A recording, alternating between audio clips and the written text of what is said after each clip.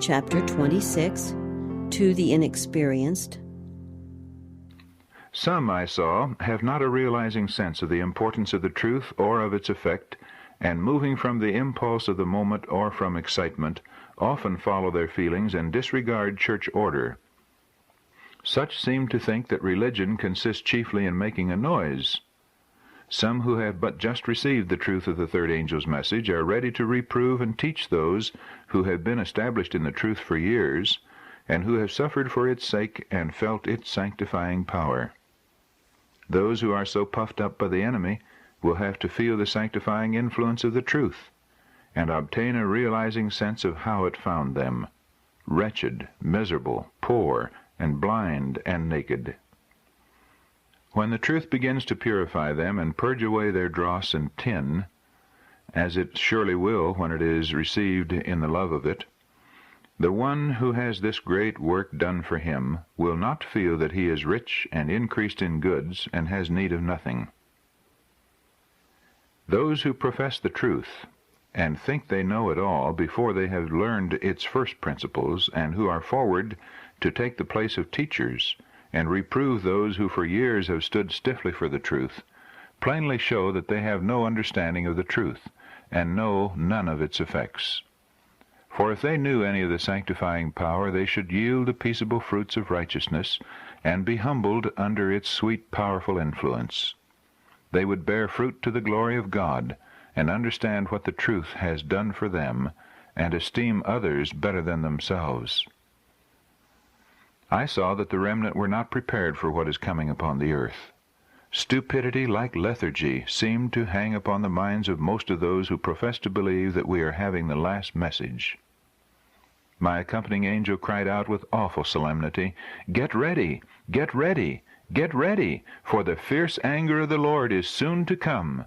His wrath is to be poured out unmixed with mercy, and ye are not ready.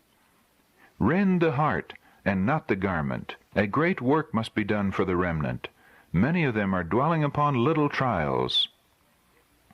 Said the angel, "Legions of evil angels are around you, and are trying to press in their awful darkness, that ye may be ensnared and taken. Ye suffer your minds to be diverted too readily from the work of preparation, and the all-important truths for these last days.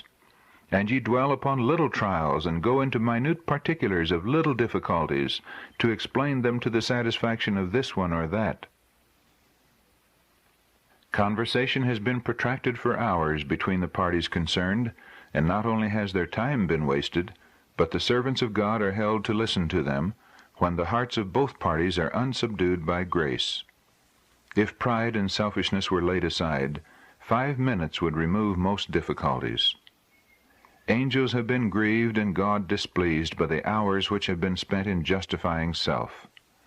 I saw that God will not bow down and listen to long justifications, and he does not want his servants to do so, and thus precious time be wasted that should be spent in showing transgressors the error of their ways and pulling souls out of the fire. I saw that God's people are on the enchanted ground, and that some have lost nearly all sense of the shortness of time and the worth of the soul. Pride has crept in among Sabbath keepers, pride of dress and appearance. Said the angel, Sabbath keepers will have to die to self, die to pride and love of approbation. Truth, saving truth, must be given to the starving people who are in darkness. I saw that many prayed for God to humble them, but if God should answer their prayers, it would be by terrible things in righteousness. It was their duty to humble themselves. I saw that if self-exaltation was suffered to come in, it would surely lead souls astray, and if not overcome, would prove their ruin. When one begins to get lifted up in his own eyes and thinks he can do something, the Spirit of God is withdrawn, and he goes on in his own strength until he is overthrown. I saw that one saint, if he were right, could move the arm of God, but a multitude together, if they were wrong, would be weak and could effect nothing. Many have unsubdued, unhumbled hearts, and think more of their own little grievances and trials than of the souls of sinners. If they had the glory of God in view, They would feel for perishing souls around them, and as they realized their perilous situation, would take hold with energy, exercising faith in God, and hold up the hands of his servants, that they might boldly, yet in love, declare the truth and warn souls to lay hold upon it before the sweet voice of mercy should die away. Said the angel, "Those who profess his name are not ready." I saw that the 7 last plagues were coming upon the shelterless heads of the wicked, and then those who have stood in their way will hear the bitter reproaches of sinners, and their hearts will faint within them.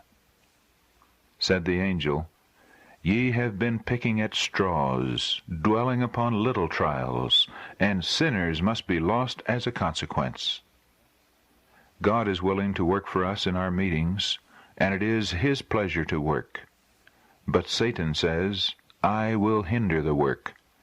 His agents say, "Amen." Professed believers in the truth dwell upon their petty trials and difficulties which Satan has magnified before them. Time is wasted that can never be recalled. The enemies of the truth have seen our weakness. God has been grieved, Christ wounded. Satan's object is accomplished, his plans have succeeded, and he triumphs.